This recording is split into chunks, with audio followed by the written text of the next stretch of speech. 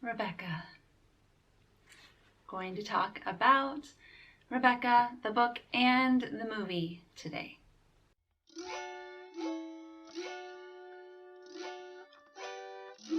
Hi, and welcome to the Book Bar, where everything bookish is on the menu. Before we get started, I need to make myself a drink. And with these book reviews that I'm going to do on this channel, I really want to pair a drink with the book. Now, Rebecca mentions several drinks. If I'm correct in my remembering, it mentions 3 specific drinks, and they do set the tone. So this is a fun one to start with my drink and book pairing. The first drink that they mention a lot is tea. They specifically call it China tea. They talk about how tea represents England for them, and when they're longing for England, tea provides that link.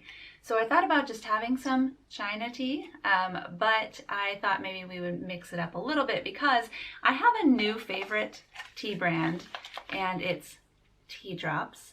And a friend turned me onto these teas, and I wanted to incorporate them into some videos, and I realized this one is actually perfect. It's Rose Earl Grey, and I wanted something floral because one of the other themes in this book is flowers. There are rhododendrons, there are all kinds of wildflowers, and there are roses. And so if you read the book, you know that the flowers in some ways represent some of the characters, and roses, in my opinion, are the best representation of our heroine, our female protagonist. So I just wanted to make myself some tea here, and I'm going to tell you about tea drops in case you haven't seen them before. So these little packages have just loose leaf tea in them, but it's pressed loose leaf. I'm going to spill it on myself. And so they're pressed into these cute little shapes. See that? And you just put them right into your cup, and I'm shaking all the extra sugar that came out. You put them right into your cup, and then you pour water over them, and you actually just let the loose leaf tea sit in there, which I know, if you're British, is the way to do it anyway. But it's pressed loose leaf, so it's actually so finely, you want to see it. It's actually so finely ground up before they press it that it just kind of dissolves into the tea. And you can drink these leaves too if you want to, and then they're also sweetened. So this is a sweetened tea, and I love several of the flavors. My favorite, I think, is the vanilla white. Anyway, Rose Earl Grey is going to be my drink for talking about Rebecca, the book.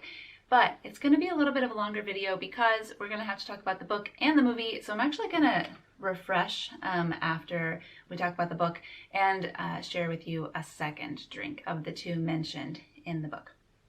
So while I'm waiting for this to cool a bit, let's get started. I have a lot of notes.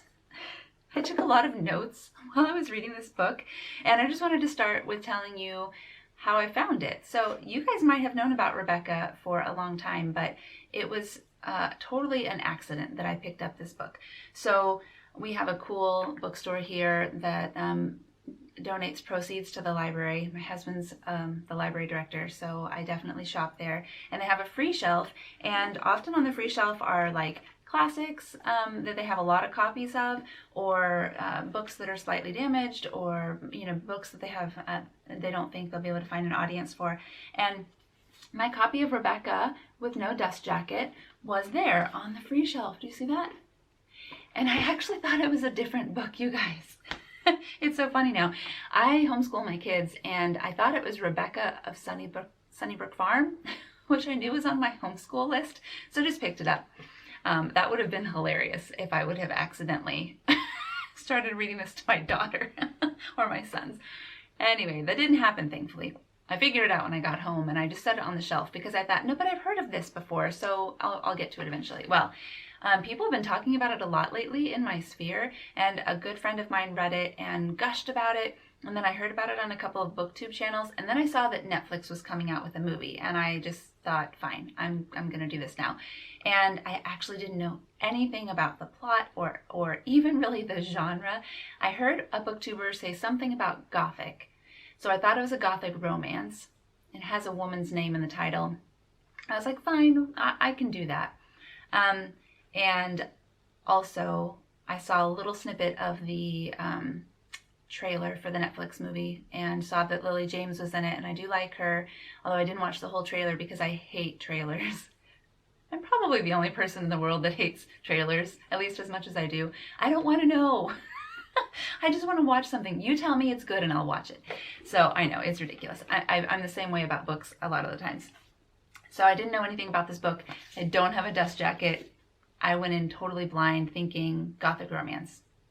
So I'm also reading Northanger Abbey to my son at the same time, which is a satire on Gothic romance. It's kind of making fun of Gothic romance. So I thought it would be fun to kind of read them side by side. There are going to be a few more spoilers than I would normally like to put in this video because we're going to kind of compare and contrast the movies. So just a warning, if you don't want any kind of spoilers, if you hate trailers, then maybe read the book first, or maybe try and find something specifically labeled spoiler free. All right, so here's the deal about Rebecca.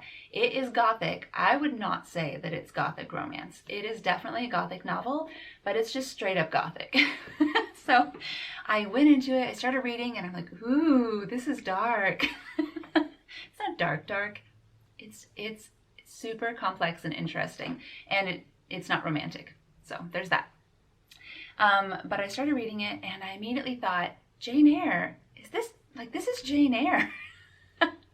So afterward, I had to go and look it up, and I immediately found some people saying that it was a reworking of Jane Eyre, but I also found a lot of people saying that the author herself said, no, it's not a reworking of Jane Eyre. However, I will say right off the bat, without telling you anything about the book plot, if you like Jane Eyre, you're going to like this book. So if Jane Eyre is one of your top 10, like it is mine, then check out Rebecca by Daphne du Maurier. I'm sorry, I didn't even say her name, Daphne du Maurier. So, anyway, I'll tell you a little bit about the book, just a short synopsis, and then get into how I felt about it, which you're probably already guessing. So it is about a woman whom is never named. We don't have a proper name for her. She's the narrator, so it's told in first person. And she starts off in the beginning of the book working as kind of a lady's maid, but it's a little later. It's like 1938 when this book was written. And she's orphaned, without a lot of prospects, and she finds herself in this job that's just not real exciting, but it's kind of her gateway to the world. And this person that she's working for is a real busybody. So she wants to know all of the famous people everywhere, put herself in their path. And so because she's working for this woman who's a busybody, she ends up meeting some interesting characters, primarily our main male protagonist, Maxim de Winter. So in this book, I cringed the entire first half, just at the personality of the main character, not because I didn't like her, but because I was so much like her at 21. And it just made me like, no, don't do it. What are you? No, you can see some of the potential things coming. I'll just put it that way. So she ends up with Maxim, and we know that kind of at the very beginning, because the very first line is, last night I dreamt I went to Manderley again. And then it jumps backward in time. So you know right away that Maxim de Winter is the Lord of Manderley, and so therefore it's not hard to kind of guess what's going to happen. It is hard to guess the rest, though. It was such a suspenseful book, and I just had no idea what was coming. And every time I thought I knew what was coming, it wasn't what was coming. And it was such a lovely, exciting read. I texted the friend that recommended me, and I was like, oh my gosh, I can't stop reading. Oh my gosh, so good. So I thought her writing was just superb. Once they get to Manderley, the book changes tone almost unexpectedly, and some weird stuff starts happening, and the first part of the book is just so different. But not. It's so seamless in other ways, because you're like, oh, because you kind of get this foreboding, right? You know something isn't quite right with this protagonist. The reason I say she was so much like me is that she is out of her league, a little naive, but more than that, she is a daydreamer, and there's these scenes. I'll tell you some of my favorite scenes. I'm gonna get a drink though. So one of my favorite scenes from the first part of the book is that she has become kind of obsessed with Maxim, but she's just not sure how he feels about her, and we're all kind of like, girl, what are you doing? And she admits to him that she's been crying all night. And he says, that when she's 35, she's going to look back at this and just laugh because she'll think how foolish it was that she wasted all those tears on him. I just love realizing, I should mention that Maxim is much older, 42? Is that right?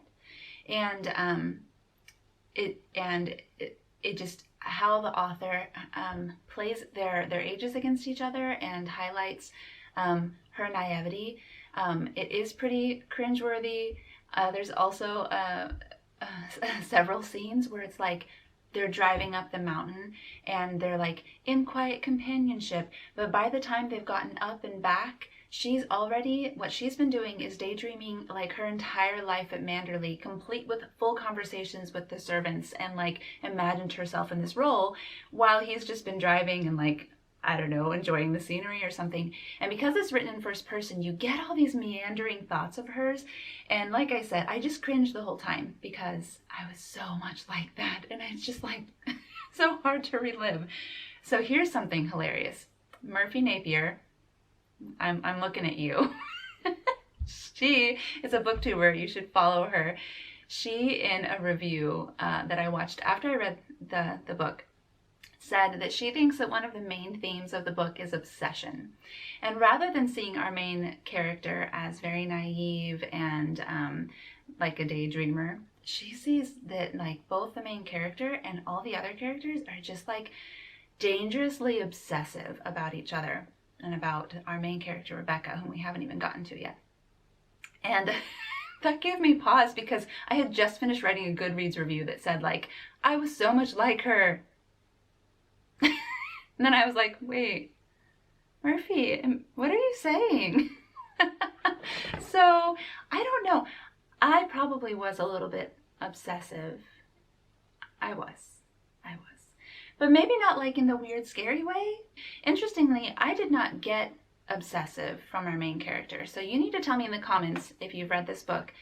Do you think she was obsessive or did you get something else out of it? Now, once she gets to Manderley, and some of the darker parts of the story start to unfold, you do see how her obsession with our main character, Rebecca, who is Maxim's deceased wife, starts to unravel her in some ways. So then I definitely see that obsession, and definitely the housekeeper's obsession with Rebecca, and seemingly a lot of other people's obsession with Rebecca, is concerning and keeps that tension, and you're not quite sure why they're obsessed. You're not quite sure what's going on. Like, is she really dead? Are there some, what's the mystery? Why is everyone so mysterious? And because our main protagonist is so naive and would rather like think about things than actually ask questions, she's left in the dark, and it's so infuriating. So I'm going to say a little more about the book while I review the movie, but I'm going to finish my tea and switch drinks and then come back.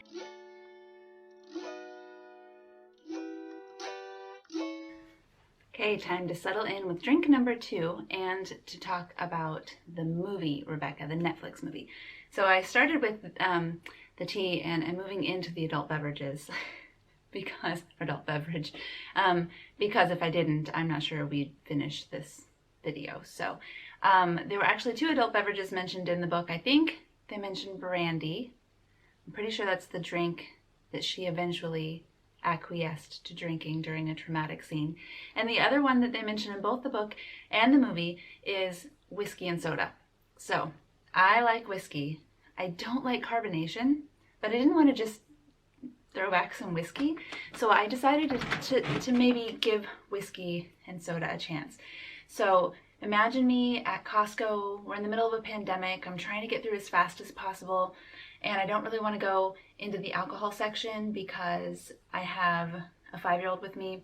And I also know I have scotch at home. So I'm Googling on my phone what kind of soda to get, what kind of, like club soda, what kind of carbonated water to get for my whiskey or my whiskey and soda, because there are like 8 kinds of sparkling water at Costco, and I don't like sparkling water, so I'm like, I really got to get something that I'm actually going to drink, and it's a lot. Anyway, it finally occurred to me after finding a couple of hints online that my husband drinks LaCroix. And so this is what we're going to do. I looked up which flavors of LaCroix would make a good whiskey and soda or highball or whatever you want to call it. And everyone said peach. And I thought, I think he has peach at home. So I just left that section, checked it off my list, and came home and decided that we would just have an experiment. Well, he didn't have peach. He has tangerine. So you guys, this could be interesting. Pretend that it's peach. This is Scotch, my choice of whiskey. I like Scotch and water, so Scotch and carbonated water is probably going to be okay. Scotch and tangerine flavored carbonated water? Who knows? Let's find out. So the rule for making a good whiskey and soda, according to the internet, is to chill the glass, thus the whiskey, and the carbonated water all for a while before you make the drink. So that's been in the refrigerator all day. And then also they say that you should do for 1 portion alcohol, 2 portions sparkling water. So we are just going to eye this. And they said that if you wanted to do more, like you could, and then you'd, have a longer drinking experience. But seeing as how I don't really like LaCroix, we're going to stick with that. And so that we can hopefully just have some yummy Scotch. Let's find out. All right, here goes. I'm going to start off with a small sip. I don't want to ruin my camera if it's really bad.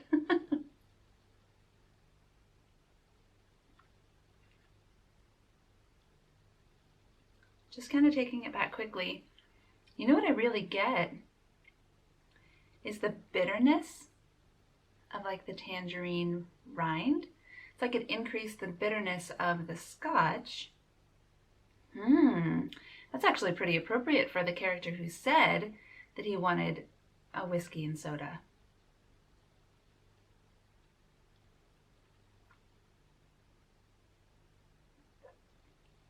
It's very dry.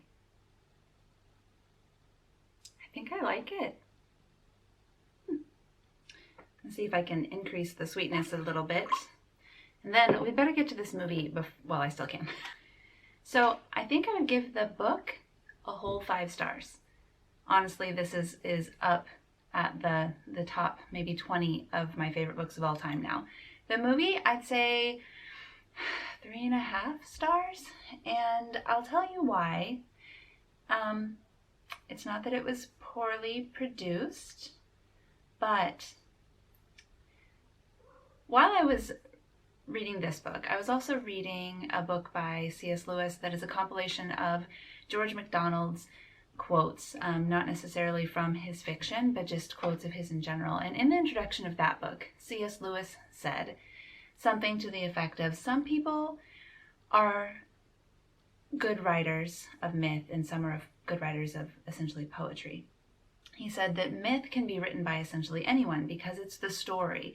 It's like a fairy tale. You can tell it, you can tell Cinderella, anyone can tell Cinderella, and the story's compelling. But only some people are able to write and have the words be the compelling part, almost regardless of the story.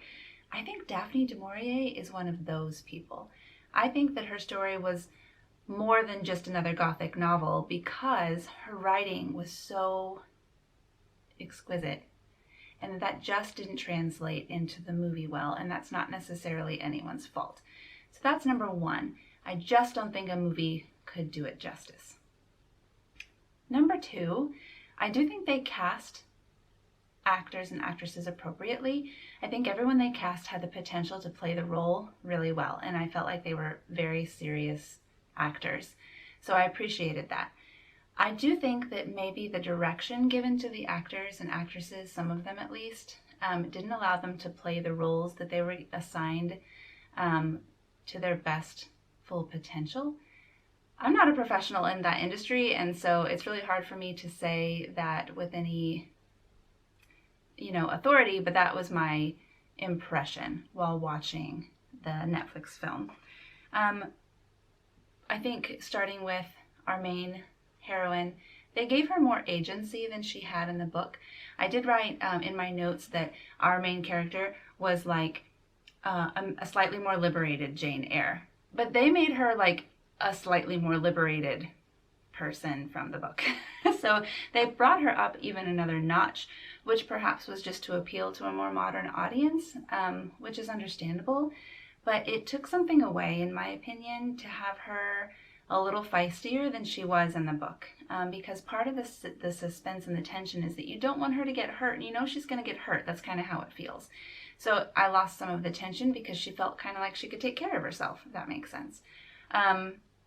Now, in both the book and the movie, she does have an arc where she becomes more confident toward the end, and they did that pretty well. I just think they started her out too confident, not mousy enough, not naive enough, and not that, I guess, obsessed enough. We didn't see enough of her interior, which again would be really difficult to do in a movie compared to on the page. So the other actors, I think they did a good job, except for our male villain was a little too nice.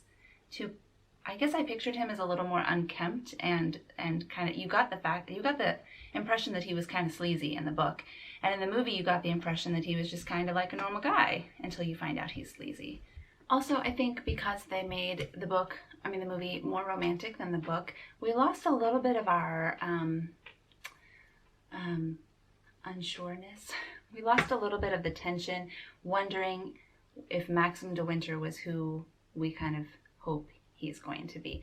Because in the book, not much is given away about his character even before we get into the main bulk. And in the movie, they're kind of lovey-dovey, and so you kind of feel that he may be our hero. And so, it feels like she feels safer. She feels safer in the movie than she feels in the book, so it loses some of the tension. I don't know. Tell me if you agree, or if you appreciated that she wasn't quite so helpless and naive in the movie as in the book. Coincidentally, if you believe in coincidences, the book that I picked up right after Rebecca was also written in 1938, and it was Dorothy Sayers' essay, Are Women Human?